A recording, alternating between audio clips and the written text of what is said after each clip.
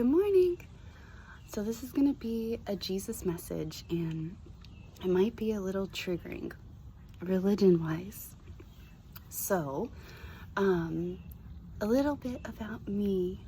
I was raised evangelical Christian, even though it wasn't like super strict, but my dad, like, that was like the law of the land in every fiber of my being.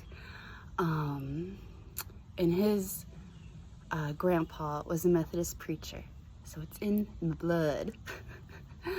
In my blood to reclaim myself, to reclaim the church, to work through the hyper-patriarchal control factor that was in the church, that was in my home, in the church that I went to, and that was thus living in my body, in my church. My dad was my best friend, you know. It wasn't until, like, I didn't question, you know, when you're raised that way, you don't question your dad, you don't, you know. In his passing in 2019, and that's when I had my spiritual awakening.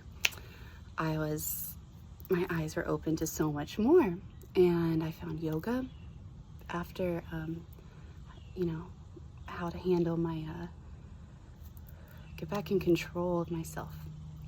Through my grief, I went through a really hard time, and it really helped me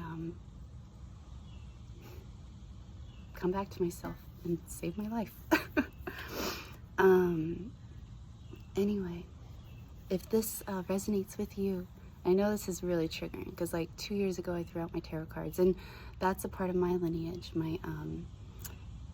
My grandfather was my great-grandfather, my Nana's dad, was a channeler for a spiritualist group in Liverpool, and they had to be, it was illegal.